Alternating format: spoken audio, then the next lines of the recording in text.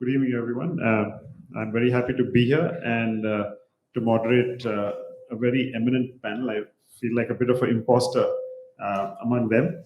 But we'll dive right into it. Aparna, this book, for those of you who haven't read it, is really fascinating. And the thing I found most fascinating about is this wealth of data that they've garnered and put out there, and woven a very interesting perspective around it. We'll begin straight off, Aparna. I wanted to ask you about something that you said, that the Supreme Court today is very different from what it was at the founding of the Republic. Can you just take us a bit through some of the positive and negative differences that we've seen since? Thanks. Thanks, Samar. Thanks and thanks BIC and Article 14 for hosting this discussion. Let me just get right to it. So, when the Supreme Court was established in 1950, it was... Okay, can you hear me now? Okay. When the Supreme Court was established in 1950, it was a very small court. It had 8 judges. It had up to 8 judges. It had 8 seats. It used to hear about it got 1,000 petitions in the first year, somewhere around 1,000 petitions. Most of the judges used to sit in large benches, and they used to hear the cases that they were hearing, mostly cases that were brought directly to the court for enforcement of fundamental rights or other constitutional norms, and very few cases that were coming in from the high courts on appeal. That position has changed drastically today. And the change has happened for good reason. Starting the late 1970s, right after the emergency, the Supreme Court starts reinventing itself and its role in the Indian polity. And while before it was considered to be what one of the judges said was a forum for the legal quibbling of men with long purses. After that, it started reinventing itself as a people's court, right? A very accessible court where anyone can come in and bring their grievances. And if they can't come in, a public interested person can come in. And that was the start of the public interest litigation movement, the PIL movement. And the court reinvents some doctrines, its access rules, etc., to allow for all of this. So it's redefining its role in the Indian polity as an accessible court where people can bring injustices and government lawlessness to it. But to deal with this wealth of cases that is coming before it, it also then starts changing structurally. So instead of being a small court with 8 judges, by the late 1970s, it had about 14 judges. Now it has 34 judges. It's sitting in ever smaller benches. So most of the Supreme Court judgments today are authored by 2-judge benches. I've heard before 2-judge benches, not these larger benches that were more common in early years. It doesn't have the time to decide some of the most significant questions of the day, particularly with respect to the Constitution, because many of those cases require the Supreme Court to set up large benches and to hear those cases in large benches. It either doesn't have the time, or it can hide behind the facade that it doesn't have the time and the resources to spare for many of these very, very important cases. What is happening is, because it has so many cases coming up before it, so it gets around about 60,000 petitions every year now today. It is spending very little time listening to every case, spends very little time deciding on a case. That leads to a lot of conflict because it doesn't have the time to really see how well its decision or the judge's decision matches up to the other precedents that are there before the court, and that's creating a lot of confusion and also a lot more litigation that is being generated.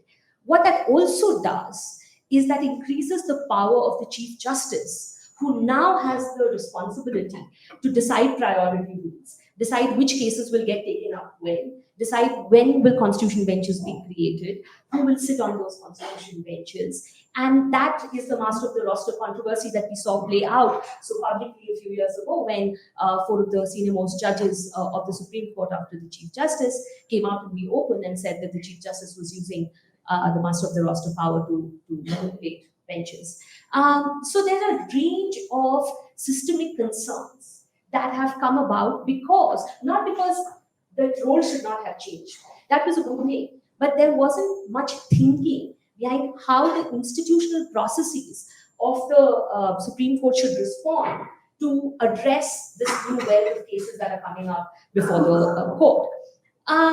What has happened now is there's this sense that the Supreme Court is in crisis. So, as we mentioned in the book, it's very interesting that as soon as a new Chief Justice takes office, the first interview that they do, they always set out some ambitious agenda for reform. Everyone recognizes that there has to be some reform, right? But the question is, what should that reform be? And unfortunately, much of the discussion on reform that's happening otherwise, much of it, not all of it, but much of it, is not based on any evidence or any data. It's based on impressionistic, anecdotal accounts. And so the attempt here was to bring data to bear on some of the conversations that are anyway taking place within the legal community on what should be the directions of reform, so that there's some intentionality, just as there was intentionality in the change of role of the court. There's intentionality in how the institution should respond to this changed role and reform these processes so that it can better perform this role of, it sets out this role of being the guardian of the constitution and accessible courts, so on and so forth, so that it can better perform these roles. There's one paragraph in the start of the book, which is a little long, but I'd like to read it out to set up a bit of a context. The Supreme Court performs, you say, a dual function. First, it can be approached directly to decide a range of constitutional disputes, such as those relating to the violation of fundamental rights, disputes between the center and states or between states, disputes relating to the election of high functionaries, etc. In these matters, the court exercises original jurisdiction. That is, a petitioner can approach the Supreme Court directly to seek remedy for such constitutional violations. The most frequently invoked part of the court's original jurisdiction is the power under Article 32 of the Constitution, which guarantees the right to move the court by way of a writ petition to enforce fundamental rights. The chairperson of the drafting committee of the Indian Constitution, B.R. Ambedkar, described Article 32 as the most important provision of the Constitution and called it the very soul of the Constitution and the very heart of it, without which the Constitution would be a nullity. Now, I want to just pick on that and ask both of you, Aditya and Harish. It's a very broad question, but do you believe that there is still hope for the soul and heart of the Constitution, as it were? I ask you this first, Aditya, because you have, of course, been singed by its lack of courage and soul. I'll pass the latter part of your comment. Look, there was a meme going around recently when there was flooding in Delhi and the waters had reached the gates of the Supreme Court, and the meme, had the Supreme Court telling the flood, "Why have you come here? Go to the High Court first." And that was a direct, frontal, light-hearted response to the Supreme Court invariably asking Article 32 petitioners in original jurisdiction to go to their high courts first to sort out or to agitate their remedies. And that reminds me of an article that Mr. Andyarjuna, a very eminent senior counsel from Bombay and later in the Supreme Court, had written, where he said 32 is essentially the heart of the jurisdiction that the Supreme Court has, which is the right to enforce your constitutional remedies, which is why Baba Saheb said what he did. But in this maze of a workload and overlap of jurisdictions, etc., it is no doubt underwhelming to see that the most prominent source of power that the Supreme Court, in a sense, has in 32 is used least. It's used least in two ways. Of course, it requires petitioners to go to the Supreme Court first. And your tendency as a petitioner client or as a counsel often would be to say, look, be prudent about it, go to the High Court in 226, take a chance there, see how it goes. You still have a right of appeal, etc. Because if you fail in your original petition in the Supreme Court, you have no recourse against it. But on the other hand, it's also come from this mind block that benches have often had to say, we're already burdened with work. And look, 32 petitions often are quite controversial also. So there could be a tendency in some cases to say, let somebody else decide it. And as a result, the majority of the petitions / appeals that the Supreme Court is hearing is essentially in the nature of special leave, which is Article 136. And 136 is not the soul of the Constitution. It's a right to go up really to seek leave to appeal against orders that you may have suffered in the High Court. But the original power, this entire conversation about post-emergency judicial activism, far-reaching, some say too far-reaching orders that the Supreme Court has made, but more often than not, I would say well-intentioned and well-resulting orders have come in Article 32 petitions: prisoners' rights, protection of environment, gender, so on and so forth. So is there hope? Look, yes and no, because I think the point to be made, and Aparna makes that in the book, is that there's no one Supreme Court. Every bench of the Supreme Court is the Supreme Court of India. So if you have 16 or 17 benches sitting, the view of one is as binding as the view of the other. I won't get into the complexity of how precedents are laid down. Maybe we can talk about that later. But you could have some benches which are prone to exercising this jurisdiction in the right cases, in the right manner. If that is done, then yes, the soul is well and truly protected. But for that said, you might well have benches that will not touch an Article 32 at all.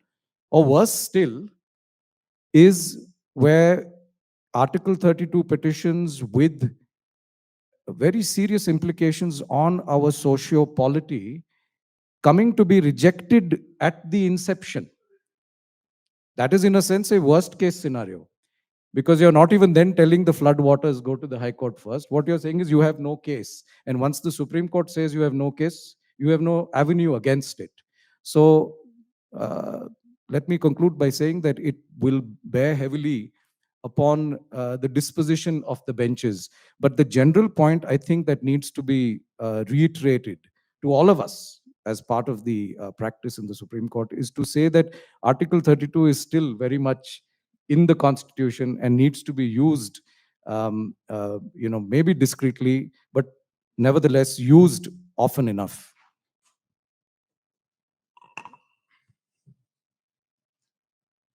See, it's not an easy question. I'll be very honest. I think we can't lose hope about Article 32. It's as simple as that. And I think Ambedkar, like he was on many other things, is absolutely right. Because what does Article 32 do? I mean, it essentially gives us a right to protect our fundamental rights against this state. And without Article 32, we would be at the mercy of the state as far as all the fundamental rights go. And then, yes, I'm not saying there's no other remedy. There's 226, then appeal to the Supreme Court and all that. But and go back to 1950 for a moment, and essentially the Constitution came into force in a society where rights were not embedded. We were not used to agitating rights against a government and all of that. So we shouldn't forget that. So the inclusion of Article 32 was an extremely important thing. Without and not just in terms of symbolism, but essentially telling the government that citizens are actually the owners of this country. And I keep going back to this in many contexts. I remember L.C. Jain, freedom fighter and congressman, many other hats. He told, what is the difference between 14th August and 15th August of 1947? He said, we became owners of the country. And the previous day, we were not owners. And in 1950, when the Constitution came in, Article 32 is a tool through which we, the owners of this country, are able to go and ask the judges to make a decision about what our representatives running the government are doing that is affecting our rights. And that's the most civilized way of sorting out our differences. So Article 32 is a soul in many respects, and we all lose sight of it in our day-to-day litigation and day-to-day confusion about the court. So it is a soul of the Constitution. There's no doubt about it. It is the soul, and in my view, the Supreme Court has about 4 or 5 duties, which Aparna and others discuss in the book. But this is the most important duty, in my view, apart from the rule of law, probably the 2 most important duties of the Supreme Court.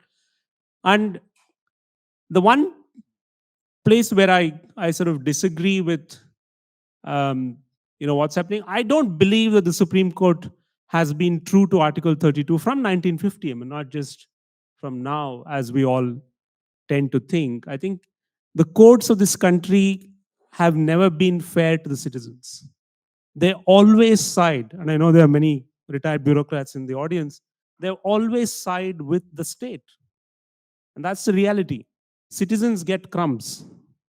And once in a while, some great declaration of some jurisprudence and rights, which actually doesn't translate into reality, right? And that's the history of our Supreme Court and many of our high courts. And there's a wonderful book by K.G. Kannabiran, a human rights lawyer from Hyderabad. It's called, I think, The Wages of Impunity. And he says the courts treat the government like an errant child, gently chiding them. I mean, we are not talking about, an errant child. We're talking about rights of the citizens, and that's the point. So generally, if you look at jurisprudence, civil rights jurisprudence in this country, it's one of disappointment with a few highlights now and then. So I don't think, we are in an era where suddenly there's a doubt about 32. I mean, the courts have not exercised their power the way they should have. So I don't think that, I mean, we've been through ups and downs, and, the courts are, when there's a weak government, they will, be more noisy. When there's a tough government, they're not so noisy. And that's the reality of the courts. But generally, irrespective of whether it's a weak government or a tough government, courts are extremely cautious. I won't say reluctant, I'll say cautious when it comes to going the full mile to protect citizens' rights. React to that is that if you look at some of the arguments that go on in the Supreme Court these days, it seems like it's the government treating the Supreme Court like an errant parent. Some of the if you see some of the arguments going on. Now, I just wanted to mention in relation to this, and I'll give it to you, that as your book notes, by 2011, I think, writ petitions were only 8% of the courts admitted and disposed cases, and only 3% of reported judgments dealt with PIL matters, which means, of course, that the vast majority of its workload was not related to fundamental rights. Right, that's what I wanted to mention.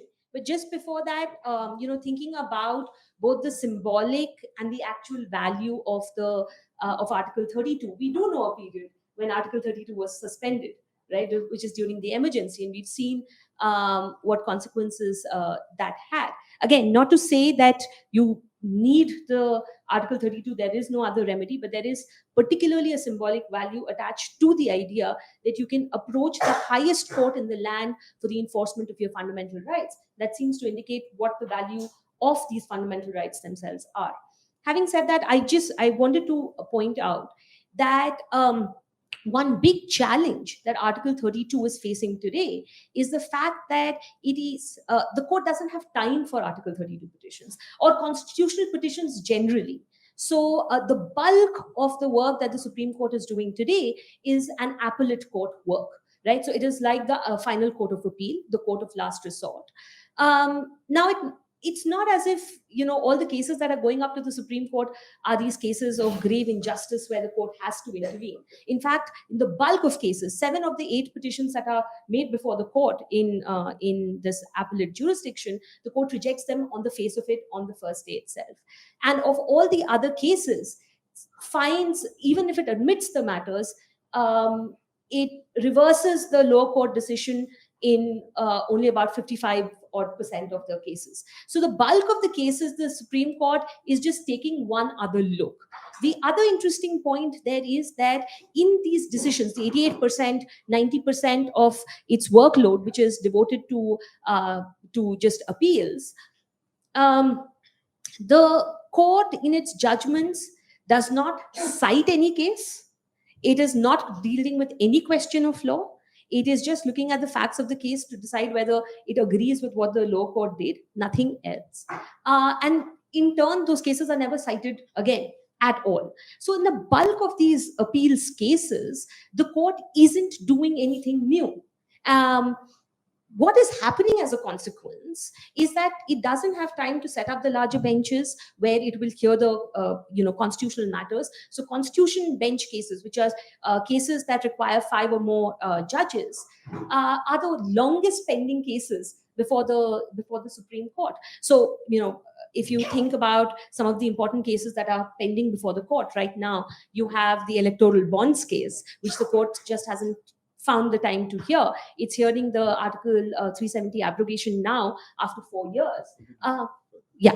So just to say that, therefore, there are very serious systemic consequences of this becoming, by and large, an appellate court with an add-on constitutional function rather than what it was imagined to be, which is a constitutional court with an extraordinary appellate function. Can I ask you a very layperson's point of view? And you refer to this, of course, quite a bit. This is discussed so often that the Supreme Court delays a judgment, delays hearing many cases. And of course, it's very revealing in not just the cases that they delay, but it's revealing the cases that they don't hear at all. How exactly are these determinations made? I'm asking again from a very layperson's point of view. How are these determinations actually made?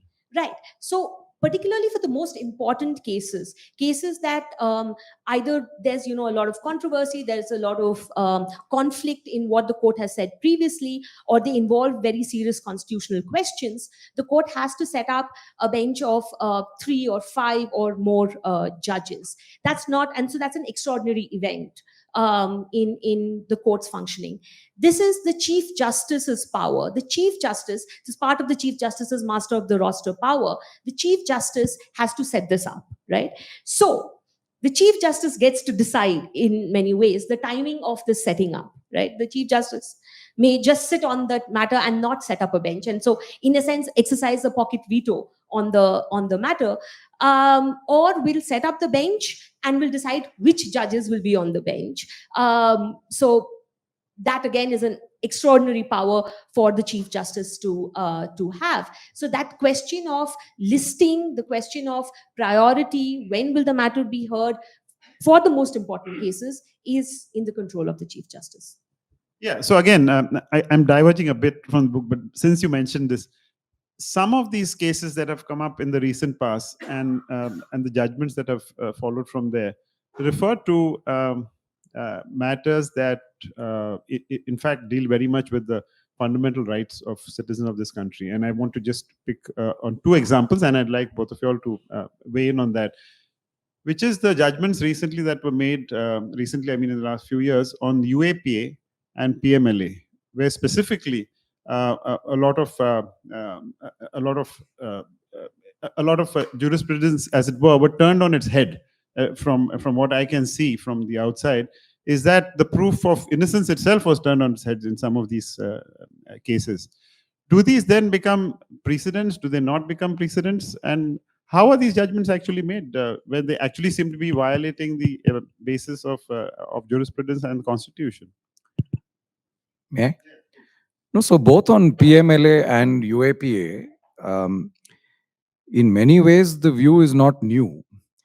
On UAPA, to an extent, when it came to questions of being associated with an unlawful terrorist organization, there is a new jurisprudence that has emerged, which is to say that if you have a membership, the presumption is that you are part of this association, and then you have to rebut it by showing bona fide acts in terms of exiting it in time upon learning of the activities of an organization.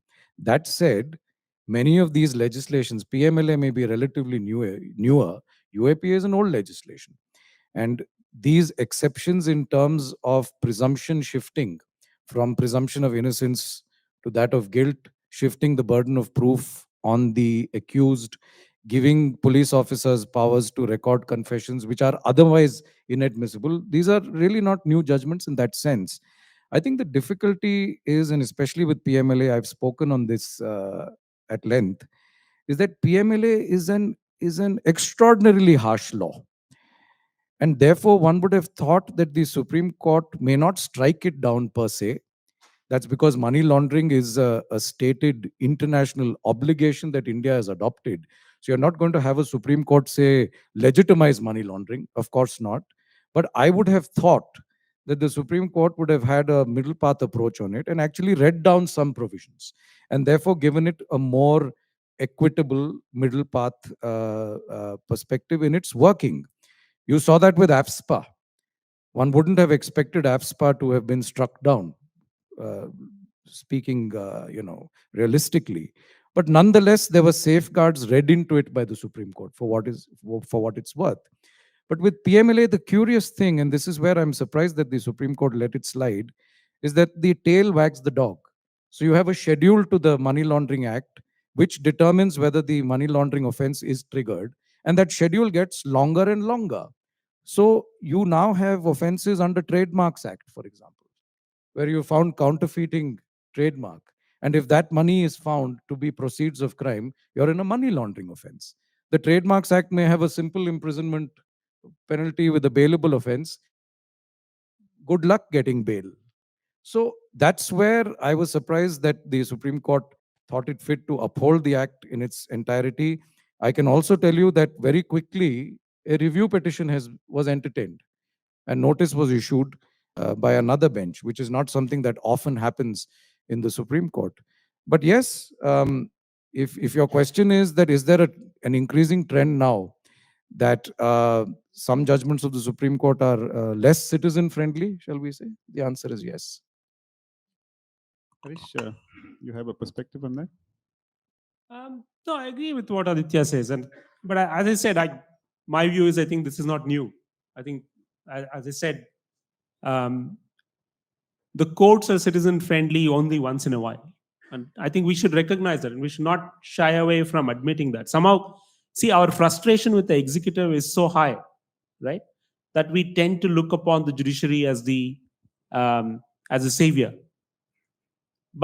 And the judiciary as an organization lends itself to, because it has to function in a transparent way. I mean, the decision making is in the judge's mind, but when you go to court, you're heard.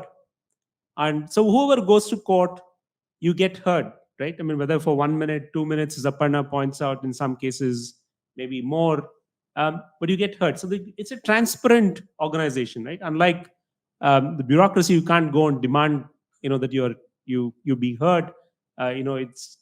Decisions can be made in a different manner. With judiciary, by nature, by its very existence, one of the reasons for the judiciary's existence is to hear people fairly and in open court. So that gives us a lot more confidence, right? Even as someone complaining, you feel that you have a chance. But as a rule, I think in this country, I think from 1950, if you do a calculation of all fundamental rights cases and see, we should probably easier to do for the Supreme Court, but if you do for the high courts and the Supreme Court, my guess is, in about 70-80% of the time, the courts favor the state, and only in about 20-25% of the time, and these are rough numbers, I don't have any data for this, it favors the citizens. So I don't think that has changed. So, and there's a reason for that, and we'll maybe talk about it when we come to appointments and other why are judges friendly to the state and all that, which Aparna and others deal with the book. So we can talk about that. But I want to make a point about the previous, issue that both of you are talking about. Like, who decides when cases come? Who decides which cases are in? We don't even have some basic rules of the game. Like in a hospital, right? First in, first out, except when there are emergencies. It's a simple thing to follow. So even if there are two constitutional bench matters, why should there be a discretion about which gets heard first? Both are important, right? So whichever comes first, you hear them. What's the big deal? Why should there be discretion about, I'll take this matter first, not unless if there's an emergency, I agree. I mean, like for if a house is being demolished, the mosque is being demolished, church is being demolished, temple is being demolished, whatever, right? You hear that on an urgent basis. But otherwise, why should there be discretion about which matter is heard first? So we have proposed this for a long time. First in, first out. Accept that rule. It's not done. So there's an enormous amount of discretion. See, and in a way, I mean, if you look at it from the judge's perspective, actually they have a very stressful life. They work extremely long hours. And no human being actually should go through the number of hours they do. And, this is a reality. They sit in court between 10:30 and 4:30, and then they have to dictate orders which have not been completed. They have to prepare for the next day. They have to read files. It's an enormously stressful job. And, sometimes they have about between 80 to 100 matters listed in a day. And as lawyers, sometimes when my matter comes up, we just go and start arguing, and our matter gets over, we turn and come back. And before we are out, two other guys are standing up, right? And, how can you process that kind of decision making requirement in a day, even if it's 100 cases, even if it's to decide whether I have to hear the matter, notice, or whatever, right? It's not possible. It's a very difficult proposition. I'm not sympathizing with them. I'm just saying that the job has become so actually caught up in its own complexity, right? And we are not, and Aparna made the point as to who is actually thinking about it. I mean, just taking the Supreme Court, because the book talks about the Supreme Court. Who is thinking about this problem? The Chief Justice is not. But they also have to appoint High Court judges. They have to appoint Supreme Court judges. Now they also want to appoint the election commissioner. They also want to appoint the CBI chief. They also want to appoint the CVC chief. And all of us citizens clap these things when the decisions come out, because we are so frustrated with the executive, because we see partisan appointments, right? So we want some independence, but we're also burdening the judges. So the point to take about it is there are no rules of the game when it comes to hearings, and that's why there's so much discretion. That's the first point. Second point is they're not equipped to deal with this. They need help. So who needs help? And we forget this when we talk about judicial independence. The only entity that can actually fix this is the executive and the legislature. They have to fix it. That's what our constitution says. The job of the legislature is to make laws. Let them pass a law about how many hearings, what cases should get heard first. They don't care. The executive and the legislature are very happy with an inefficient judiciary. Why will they try and reform it? So I'll stop there because we have many other things to discuss. You have said, I think, in the past that delays benefit the executive. Essentially. Yeah. Because at least in the high courts, because in the high court, the state is the biggest litigant. Yeah. I mean, state government, and the Supreme Court, it's a mix.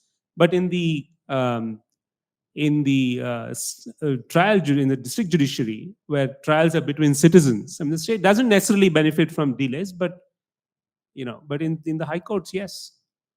You also said that the state is the biggest litigator. Yeah.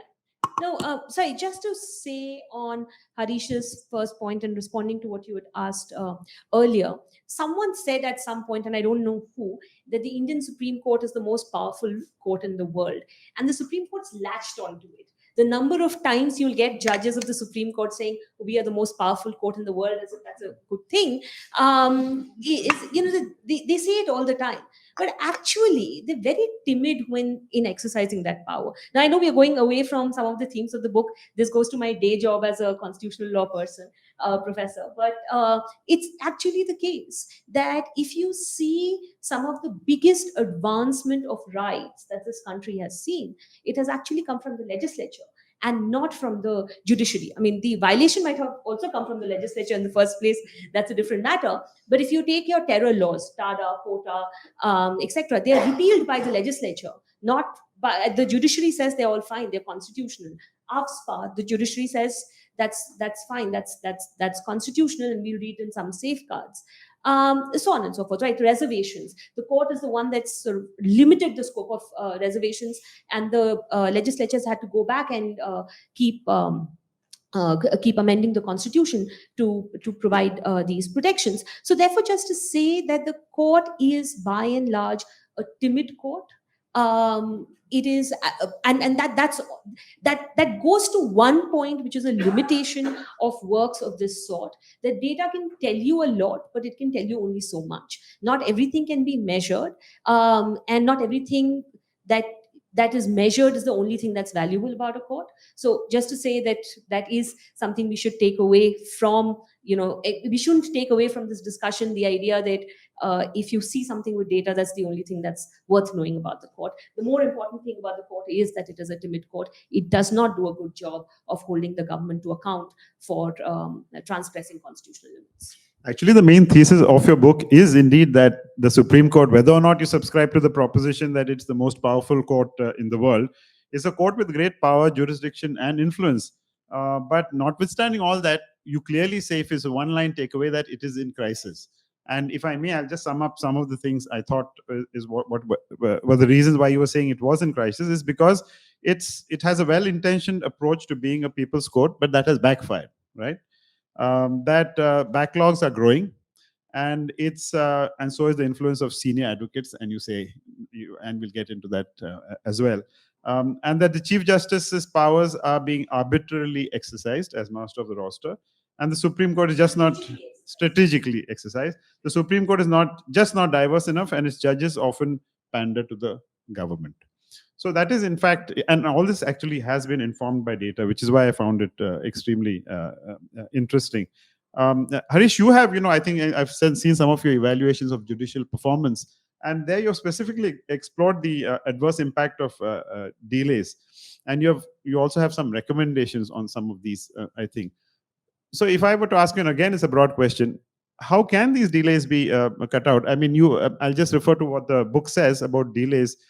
Is that the book says that 40% of the cases in the Supreme Court docket as of 2018 had been pending for more than 5 years, up from 17% in 2011, I think. And there are, of course, super fast disposals. That's a different matter. And of course, as I said, you said delays benefit the executive. How can these delays realistically be cut down? You said it's because the executive and the parliament together can do that. But is there something that the court can do? I mean, they've certainly found there that courts tend to admit, the Supreme Court tends to admit almost everything that comes its way. See,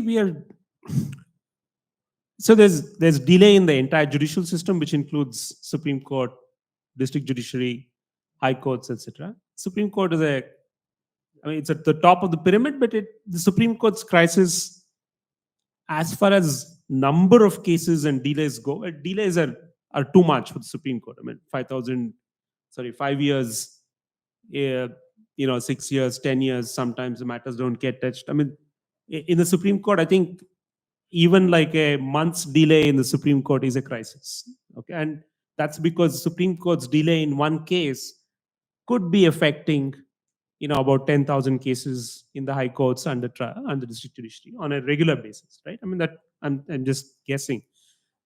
So it's imperative that the Supreme Court decides cases quickly. I mean, there's no doubt about that. That's a given. So if you take just the Supreme Court, and how does the Supreme Court deal with its numbers? The court itself, for example, cannot impose restrictions on its own powers. That's the first point. And I think that's the point both Aditya and Aparna made, that as far as 32 goes, they're trying to push cases down to the High Court, right? Article 32 cases, you say, why don't you first go to the High Court and then come back? And then there's an element of discretion that you're exercising. So the court cannot do much about what cases come to it. Yes, they can decide whether to hear it or not. And that's an exercise of judicial power. And they will face criticism whether they do one or the other, right? So that's a separate issue. So the court's jurisdiction in terms of legislation and other things, that has to be determined by the legislature. It cannot be determined by the court itself. The court can only impose certain rules around what kind of cases it will hear, and and so on and so forth. That's one thing. But what can the court do to solve its workflow problem, essentially, right? And that they have to manage themselves better.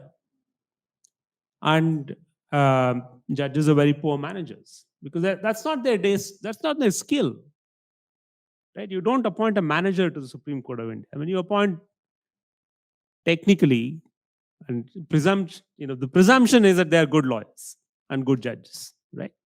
And that's why they are appointed to the bench. I mean, even it starts from the High Court, right? They're not appointed for their management skills. They're appointed because they're supposed to deliver judgments in hard cases. So their skill is not management. And the Supreme Court in particular, because see, I mean, the Chief Justice, and Aparna has pointed it out, the Chief Justice essentially runs the administrative side of the court. And the tenure is very, very short. I mean, the longest tenure is about 7 years, and that happened only because of supersession and all of that. Otherwise, in the last 30 years, I think the longest tenure, I think, is just short of 3 years, I think. Maybe Justice Ahmadi, if you start from 1996. KG Balakrishnan had close to, I think, 3.5 years or so. So it's a very short time to implement any long-term reforms. And again, this is very important, the Chief Justice's powers are not legislated anywhere. There is no document, there is no law which says the Chief Justice is the boss of the Supreme Court of India. It doesn't say, there's nothing like that. This again comes from convention, again comes from, certain assumptions. Supreme Court's own rules of procedures, because somebody has to decide, right? If there has to be a priority, somebody has to decide, and then you can't decide that in committee of 32 judges now. So that's a mess. So the administrative side needs somebody whose job is only to think about the court as a structure, as a moving organization, and what happens on a daily basis. And that is not happening. And that needs to happen very quickly. And who that person is, I mean, we can look, I mean, see, the Supreme Court is not the only court in the world. I mean, there are many other courts.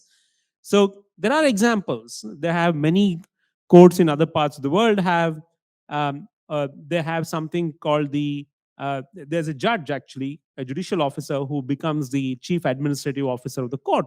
So then he helps. I mean, he's not the full boss. He still reports to the Chief Justice, but he takes many calls on how things are done.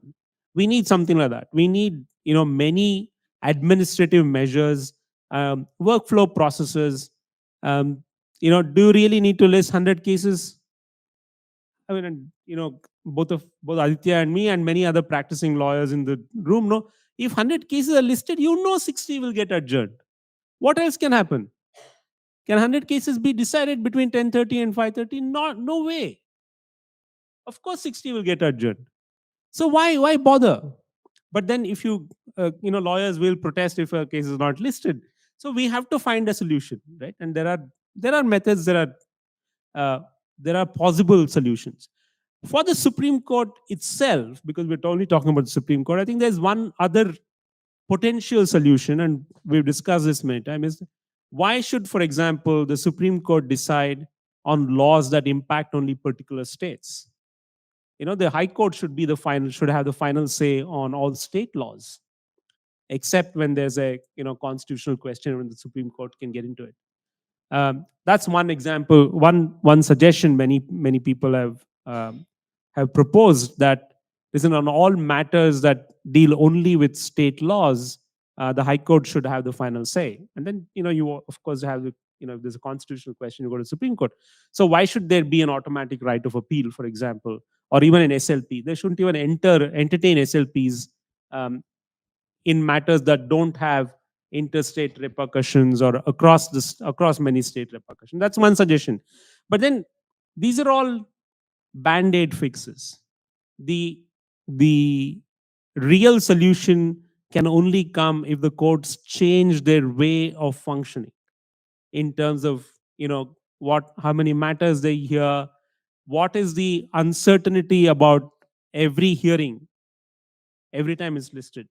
If we have 4 matters listed today, when I'm going to court, I don't know whether any of them will get heard. If it's a bad day for me, all 4 of them will get heard, right? But so that uncertainty in the court, should go on every hearing. And somehow somebody should take a step forward to make sure that goes away. You were going to say something? I think I want to weigh in on many of the things that we've touched upon. Before delays, this master of the roster conversation, and it's an important part of the book as well. Now, it strikes me as ironic that we can trust someone to be the Chief Justice of India, but not trust them to exercise the powers as the master of the roster. Is there not an inherent contradiction there?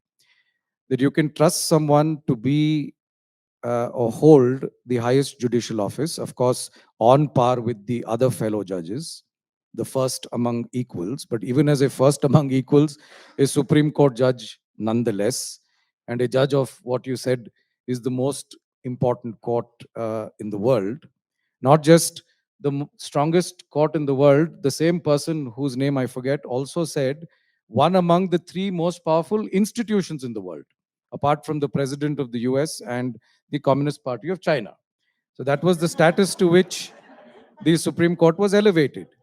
So on the one hand, we are debating here the crying need for the court to exercise greater discretion, exercise greater constitutional power, look out for citizens, interpret, reinterpret, and enforce fundamental rights, stand up against an authoritative executive, keep the legislature in check. But in the same breath, we are unable to have the faith in a Chief Justice exercising administrative power as master of the roster. And it's ironic, it's a real issue. And therefore, I think the larger question here is not so much to find these band-aid solutions, as Harish said, and say, let us automate the administrative process. You're not going to automate the judicial process, I hope. Perhaps bots will start deciding constitutional law cases soon. I don't know. I dread that. But short of that, when as a society we are vesting such a great deal of hope and expectation, even still in the Supreme Court, then I think the conversation has to veer towards the appointments we are making. If you're getting your appointments right, you will end up with chief justices, not just in the Supreme Court, but also in the high courts, who are competent, credible enough to exercise both judicial and administrative powers. Some of the best chief justices I have seen in my career have discharged both functions admirably. In fact, many of them have been splendid administrators, right? As much as Harish says judges are not good managers, some of them, in fact, are in their ability to be able to take into account the many administrative needs that a court has. A high court has greater administrative needs in a sense, because there are many districts you look at. The powers that the Chief Justice of a high court exercises in some ways are broader than that of a puisne judge in the Supreme Court, who is not a Chief Justice. So therefore, the question, I think, has to go back to the quality of the appointments that you're making. The emphasis on the Supreme Court is really the end product, as it were. Most judges from the district judiciary don't make it to the High Court. Most judges from the High Court don't make it to the Supreme Court. And both the district judiciary and the High Court are critical to our justice delivery mechanisms. When you speak of delays affecting you as a litigant, I don't think everybody is in the Supreme Court. Many people cannot afford to be. But the delays that are affecting you are in the civil court, in the sessions court, in the high court. And that, I think, also ties in with the related question that comes up in the book. Pardon me if I'm digressing a little bit, but on diversity.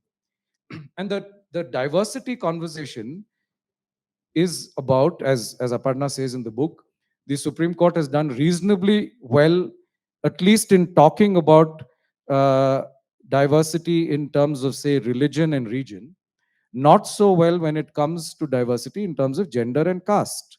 And that's a fair comment to make. But I believe that conversation has to go a lot further. And perhaps in 5 to 10 years, you're going to start speaking about diversity in terms of independence.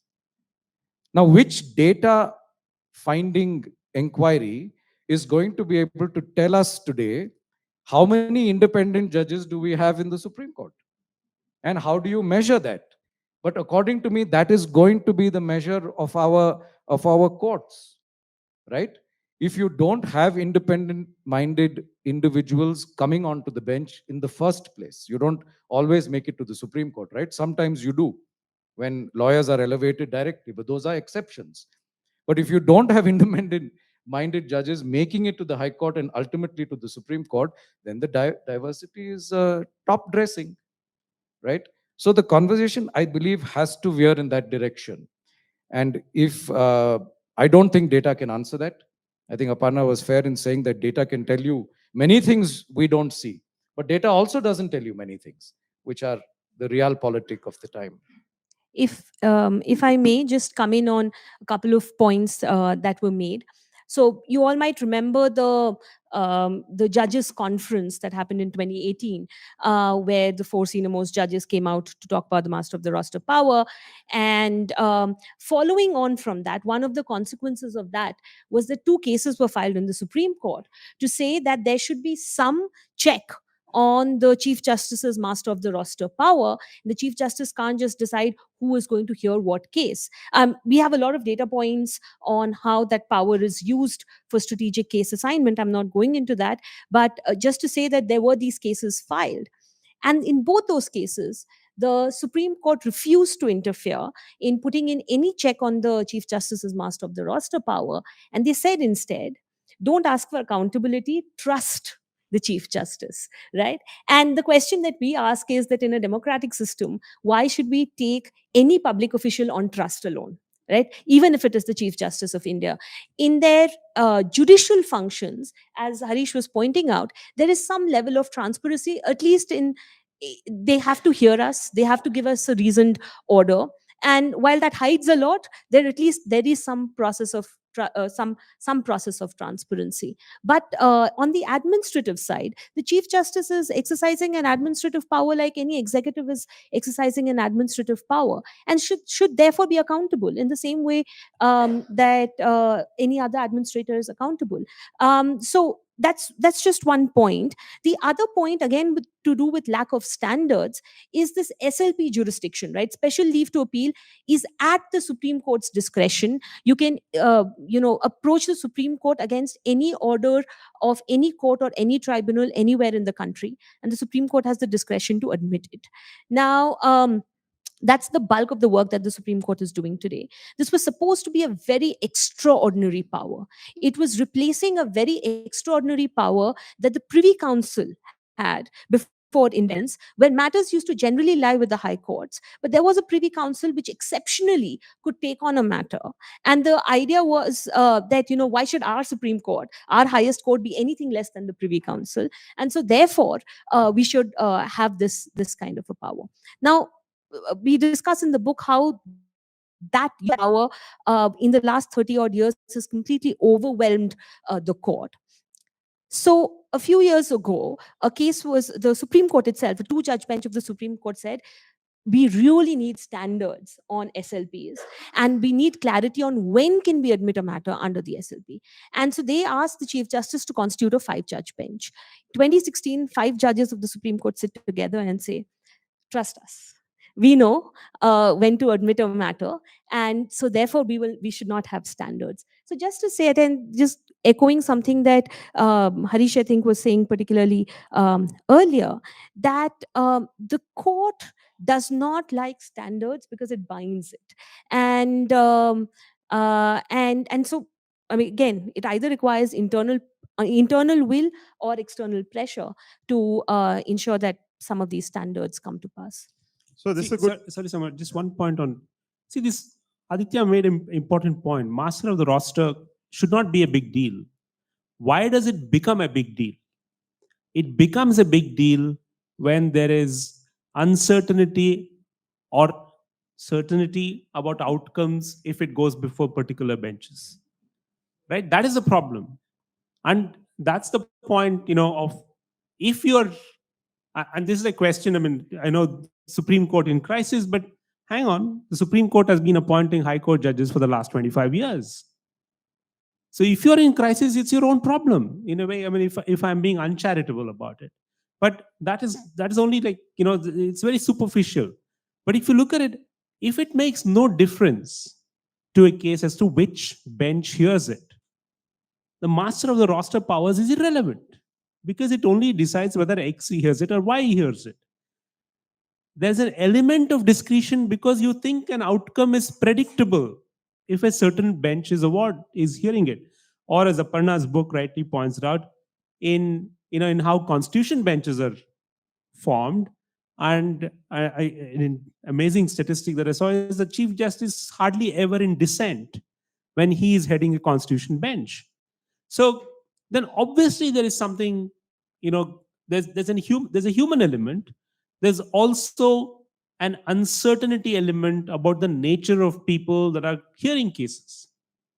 And since judges are appointing themselves pretty much, although I think this executive has turned that upside down as well, I think the question is, because we think there are different outcomes possible before different benches, and this is more pronounced in the high courts where only a single judge hears, there's not a division bench, the power of the roster becomes important. Otherwise, according to me, it should be like, ina mina dika, right? You just choose whatever you want. Why should it matter? Sorry, can I just one final thing about something that I think Aditya mentioned? Absolutely right that the Supreme Court forms a very small part of the entire judicial structure. So just to give you a statistic from the High Courts, I was looking at it right before the session started. 20, according to the court's own data, as of today, as of this afternoon, about 22% of all cases pending before high courts across the country have been pending only in the high court for more than 10 years. So that's the scale of delay that we are talking about. Most of these cases would have come from the trial court, so we don't even know how long they've been pending in the system. There are two issues I want to quickly run through, and I say quickly because it's already 7 and we need to give time to the audience as well. So both related to all of you are talking about. One is the issue of master of the roster and special leave petitions. Which shall we do SLPs first? Now, a very interesting data point that you had was that most hearings on SLPs last 1 minute and 33 seconds in the Supreme Court, or less, as you found. So, tell us a bit about the effects of this data point. One major fallout, of course, as you've said, is the preeminence of granted to senior advocates. Two of them are right there. We are not grand senior. I'm quoting from the book, and this is a very interesting anecdote you have here. A senior advocate filed a special leave petition with the Supreme Court, and at the admission hearing, a judge asked, "Is there any merit to your case?" He answered, "Your Lordship, I flew all the way from the UK to appear at this hearing. I would not have done that if there were no merit. The SLP was admitted."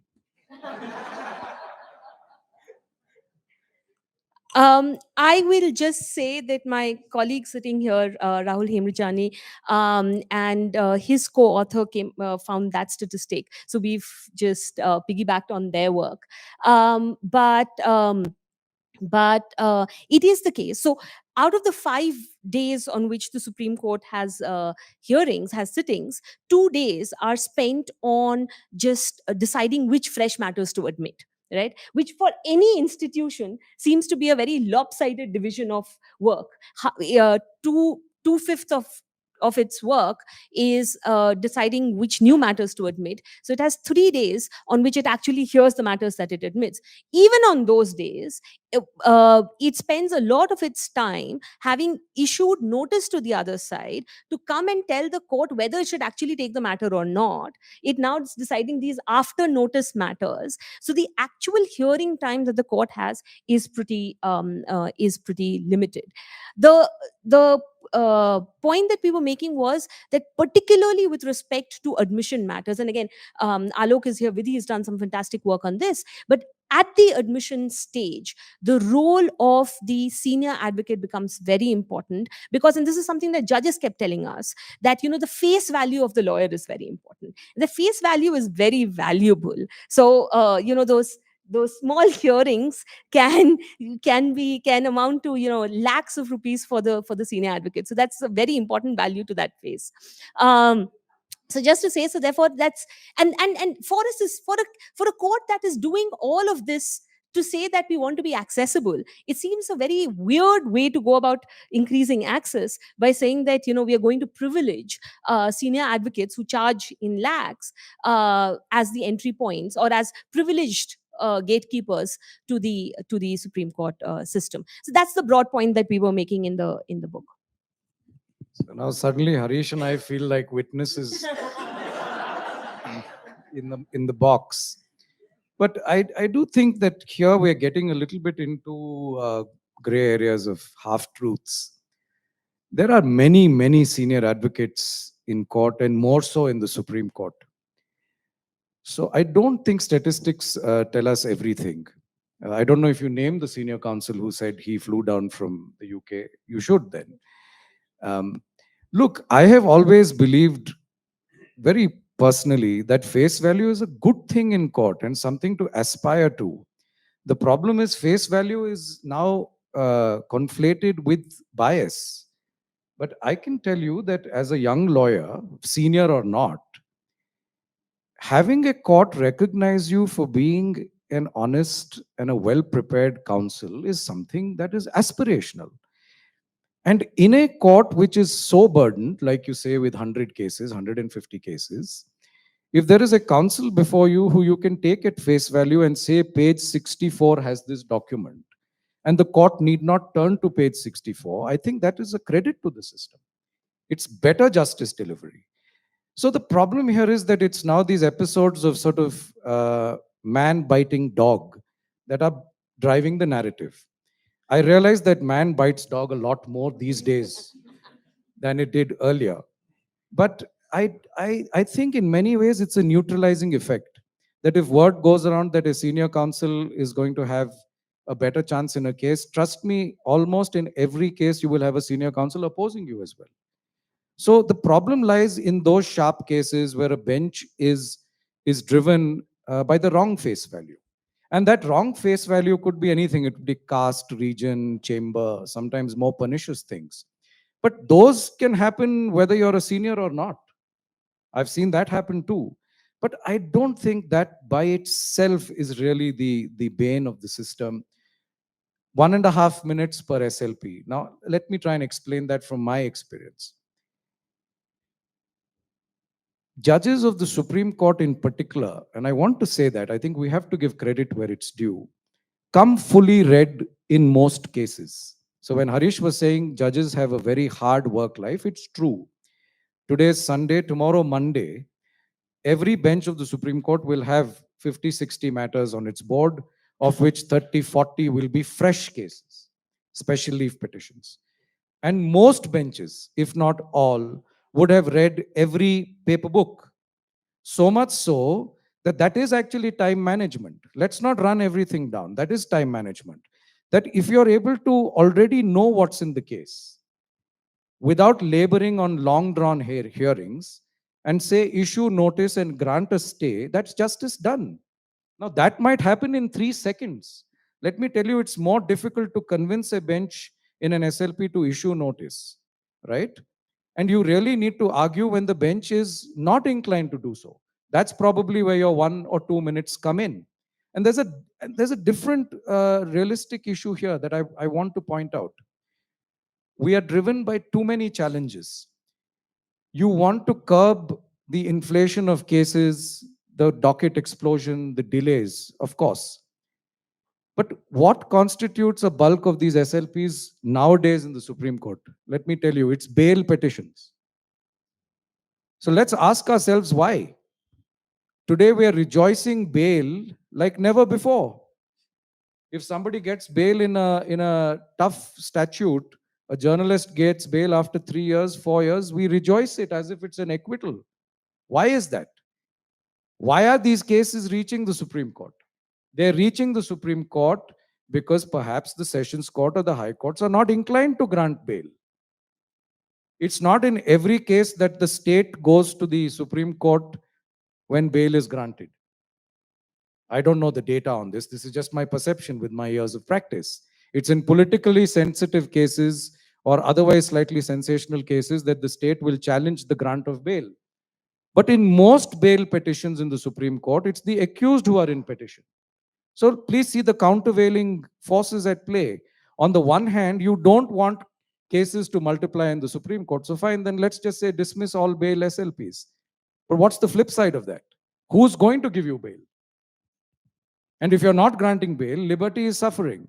So I do think we have to keep an eye on the type of arm wrestle that's taking place in constitutional litigation today. Now I'm talking about constitutional law. A lot of litigation in the Supreme Court doesn't involve the state, right? So the state being the biggest litigant or otherwise is immaterial. It can be a partition suit, a property suit, an intellectual property suit, whatever. But when it comes to state-facing issues, a lot of litigation in the Supreme Court relates to matters such as this. And there is then this fine balancing act that has to take place. Do you, as a judge, want to multiply the pendency of litigations by issuing notice in a bail petition and grant it? Or do you want to curb it at the inception without thinking about the consequences? And I think we have to think about these things. So I think we're really running out of time. If you want to address the master of the roster issue very quickly, Okay. and open it up. Right. So just on the bail point, though, a big reason why all of these cases are going to the Supreme Court on bail is also because the Supreme Court has not laid down clear standards on bail. So if it were to do that, and if it were to, as it did in, for example, recently in Tista Setalwad's case, pull up the High Court for shoddy reasoning in bail matters, hopefully you will have that trickle down effect where lower courts will be places where you will get that justice, because very, very few people are able to afford going to the Supreme Court on bail matters in any case. So they'll be languishing in jail regardless. On master of the roster, our finding is actually very interesting. So from 2010 onwards, and we study up to 2019, there are about 78 odd constitution benches, 5 judges or more. These are constituted by the Chief Justice. In all of these benches, the Chief Justice is on the bench 88% of the time. No other judge is on the bench that often. And the Chief Justice is the second senior most judge. The senior most judge after the Chief Justice is 4 times less likely to be on the bench than the Chief Justice. So seniority is not the basis on which they're constituting these benches. The interesting thing that we found was that in all of these cases, the Chief Justice was in a dissent only once. Right? There are many dissents on these benches. These are the most important cases that are coming up before the court. Very controversial. There are many dissents on these benches. The Chief Justice has this unique ability that no one else has to always carry the majority of a bench that was constituted by the Chief Justice, right? And so this one case was the Triple Talaq case delivered on the last day of the outgoing Chief Justice's office. But this is not anything new. So it's after 2019, so it's after our time period of study. This is not something new. This is something that people who've been studying the Supreme Court, who were studying the Supreme Court in the 50s, 60s, 70s, were finding this. Someone has found that from of all the Constitution Bench decisions from 1950 up to 2011, about 1,500 odd Constitution Bench decisions, the Chief Justice was in a minority in about 9 cases. Right. So just to say that this kind of power of constituting a bench which will always agree with you, almost always agree with you, is a very powerful power that it's a huge power, immense power that the Chief Justice has. And the question is, if you're designing a resilient system, if you're designing an independent system, do you want to design a system where one individual has so much power? You've said that the Chief Justice tends to appoint judges who have his support, approval, and confidence, and those who tend to dissent tend to get frozen out of constitution benches. Yeah. We could just carry on. I initially thought that 1.5 hours seemed a really long time for this discussion. Now it seems like it's a really short time. We'll open it up for questions. May I request you to please ask a question, not deliver a lecture, and specifically direct your questions to whoever you might want to.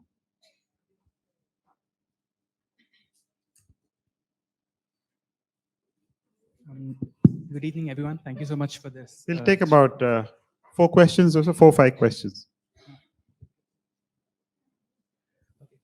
Good evening. Thank you so much for this very enlightening session. I had a question specific to Chapter 5, which is appointments. And you mentioned that caste and gender is better? Yeah. Okay. So you mentioned caste and gender diversity lacks in the Supreme Court. And specific to gender diversity lacks even behind representation of women in law. Representation of women in law is 15%. And representation of SCs and STs, I don't believe we have numbers for. Is it a symptom of the lack of diversity in the bar itself that sort of like shuts women out of the Supreme Court? And if so, what can be done about that? Thanks for that question. So we have looked at the correlation. You would imagine that as more and more people are coming into law school, more and more women are coming into law school, graduating from law school, and then joining the bar, you would assume that there is a greater pool that is available. So you would assume that over time, that pipeline question will get better and better, and so you should have seen an increase in the number of women in the Supreme Court or in the high courts, and that's not happened. The interesting factors, though, are it's not so much the bar directly. When it comes to Supreme Court appointments, the bulk of the appointments are coming from high courts, right? These are judges of the high courts. So that is our pool already, right? So we are looking at it relative to the pool of women who are there in high courts and the extent to which they're being appointed. And we find very interestingly that even of the few women who have been appointed, they tend to be appointed generally. The pool is also narrower than just high court judges. They tend to be chief justices of high courts who tend to be generally appointed to the Supreme Court. So if you look at that pool, women tend to be appointed as chief justices of high courts later in their careers than men. And a direct consequence of that is that they have a shorter time period within which they're eligible for appointment to the Supreme Court. They also likely to have been chief justices of multiple high courts before they get to before they're considered for appointment to the Supreme Court. So just to say that there are some institutional factors, which in gender studies, we know a lot about how women have to prove their worth more in order to be able to take in half as seriously, and we're seeing some of those factors playing out.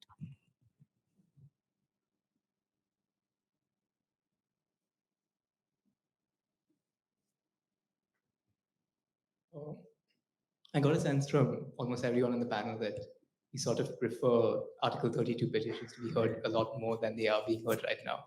But one of the criticisms is that there are a lot of PILs and coming to the court which aren't meritorious, and Article 32 goes to Supreme Court before it comes to the High Court. I was wondering, a lot of other countries don't do this. Ours, or perhaps in South Asia, a few more, are one of the only courts which allow direct access to the highest court of the country. Do you think it's good for the Supreme Court in some cases to exercise restraint to manage this time issue problem? Is Article 32 all that, good beyond the symbolic.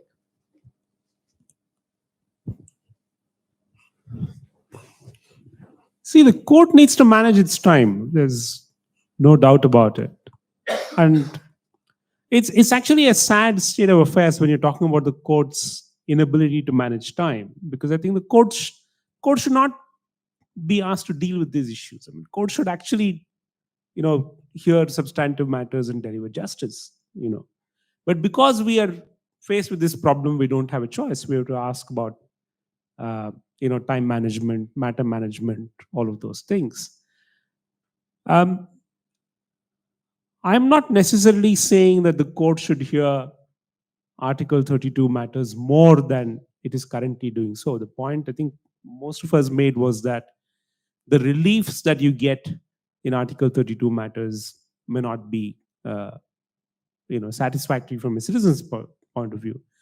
But yes, the court is hearing more SLPs in Article 32 and that is a problem of the court's own making, right? So the Supreme Court in crisis means the high courts are in crisis. That's not, why are there more SLPs? Right? In every matter, yes, there will be someone unhappy. The losing person will never be happy, of course. So he will always want to appeal if an appeal is available, right? But if the Supreme Court is also constantly doubting the ability of the high courts to decide on matters where the law is settled, because Aparna pointed out that in most of these matters, neither is law settled in SLPs where the decisions are being made. There's no law being mentioned, nor sometimes even the facts. It's just discretion being exercised because you are doubting the ability of another constitutional court to decide a particular matter. And that's a serious issue which needs a lot of study, which nobody has studied until now, except on particular matters. So I don't think that's it. I think the right to approach the highest court is a valuable right. And I think it's also, we should also remember it was an extremely valuable right in 1950, because we didn't know where the country was going, how it will, work out and all of those things. Is it a valuable right today? I think it's an extremely valuable right even now, given the, political vagaries of different states, all of those things. And given how political some high courts have also become in terms of outcome, not in terms of, ideology or anything, but in terms of outcome. Suddenly, some high courts in a particular phase of time always decided against citizens. And, so it is important to have this right. I don't think we should be particularly worried about what other countries do. I think we should just figure out what's good for us. If I can quickly add to that, your question is about the PIL jurisdiction per se. Article 32 petitions need not be PILs, but there is I think a need to be cause driven. Benches need to see the larger causes that come before them. With PILs, there is also a need to weed out the flippant ones. And we know that there are a lot of frivolous PILs that get filed in the High Court and the Supreme Court. And it's not so tough. The Supreme Court has laid down the test. I mean, if it's P political, P personal, or P publicity, out you go, right? And we often know that a lot of PIL work is publicity driven. PIL petitions are leaked to the press before they come to the court. And therefore, I think it shouldn't really matter whether it's a PIL or not a PIL. The larger cause matters. These filters are crucial. If you smell a rat in a PIL, any of these, it should be stemmed straight away. And I do think that with the indulgence that the court shows in these causes, the court must equally develop a very strong exemplary cause jurisprudence to deter, right? We can't have these general principles flying around saying PIL should not be entertained or should be entertained. Life's far more complex than that. But I do think to deter flippant PILs, abuses of process, this cost and deterrent cost jurisdiction has to come in. If it doesn't, then there's really no check on it. And that should apply equally, I think, to flippant and frivolous litigation by parties and especially by the state. You will see petitions galore that the state files SLPs because The officers want to play safe. You disregard the advice of the AG's office. You file an SLP, let it languish there on delay, sometimes 3 years delay, 4 years delay. Cases don't come to the bench sometime for months because no one's really interested. Now, to stem that litigation, I think a cost jurisprudence is extremely important. That will also then have a spiraling effect on multiplicity of litigation. If I may, on Article 32, let me give you some statistic then. The great writ of liberty is habeas corpus, right? If you've been wrongfully detained, that's the most important writ. Now, in the Supreme Court, habeas corpus matters, which are direct Article 32 matters, take on average about 1.5 years to decide. What does that even mean? What does that even mean when the Supreme Court says even one day of, a denial of liberty is too much? So just to say that that is the cost. What has happened with the court is that it has these two big functions, right? As a enforcer of the constitution and of constitutional limits, and as an appellate court. This appellate work has just overwhelmed the constitutional work. And so it's not just about Article 32, it's about other constitutional matters as well. I mean, I'm sure Uddhav Thackeray would have something to say about this. What does it mean if you tell him, months after he's resigned, that yes, the speaker was wrong, the governor was wrong, but we're not going to give you any relief? Because these are the matters that should be decided on a priority basis. But the court can very easily evade its responsibility by citing the pressure of work. So that might actually be the case, or that might be a easy veneer for the court to hide behind. Question here. I have three short points. One is about the verbosity of the judgments. One. Second is regarding the trend to, write judgments in the regional language. And the third one is, you can. Just on verbosity, I'm again forgetting who said this, but I think it was one of the two usual suspects, Mark Twain or George Bernard Shaw, who wrote a letter to someone and said, "Sorry for writing a long letter, I didn't have the time to write a short one." Yeah, no, verbosity also, I think the longer the judgment, I think the relief at the end of it is very poor. And we want to give you verbose answers as well, except to say that if you compare the constitutional bench judgments of, say, the 50s and 60s to what they are now, you'll see a marked difference. They're pithy. You know what the ratio is. I think that's extremely important. As a practicing counsel, if I want to cite a judgment as a precedent in another case, I should be able to get to the ratio. Ratio is really the principle that the judgment lays down, and be able to find that one paragraph where you get that answer.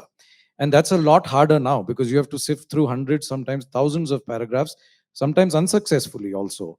So I think there is an advantage to that. It saves time. It enables you to decide many more cases quicker. It reduces the burden on the benches. But I think most pragmatically speaking, it gives judgments the sort of the precedentary teeth that they deserve. I think the judiciary requires what journalism calls the nut graph. Go ahead. So my question was some points that were already touched upon. Whenever we are discussing the crisis of the Supreme Court, the next point becomes there's a crisis in the High Court, but the crisis of the Indian legal system as a whole, in its enforceability, the remedies that the Supreme Court does give, the positions of the law that it does settle, are not seeping through to the lowest of courts, where it can be enforced properly for all the citizens of our country. Do you have anything to say about that, especially in the context of the discussions you've made about Vishaka and about the bail orders? And Right. once we get there, maybe perhaps the pendency would be different. So one of the causes that we do explore, I mean, each of these is a multifaceted problem, but one reason why high courts and trial courts either can get away with not following Supreme Court precedent, or for that matter might not have clarity, right, on what it is that the Supreme Court has really set out, is because now that the Supreme Court has this bulk of cases that it has to decide, it's sitting in very small benches, and these benches often give very conflicting decisions. So as a result, you have on any point of law, you can cite, multiple very contradictory trends, all of which really can have equal value and weight.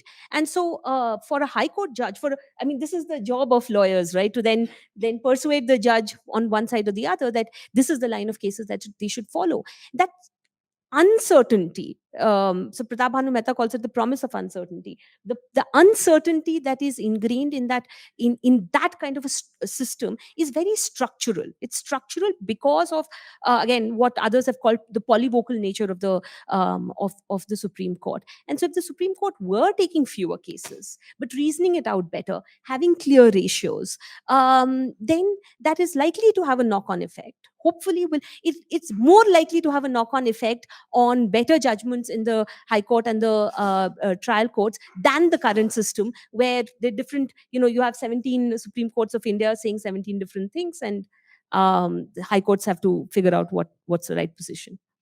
We're almost out of time. So as the master of the roster for the evening, we'll we'll take just one question, please. Good evening, sir and ma'am. Sir, most of the writ petitions are rejected on the ground because there's an efficacious remedy available.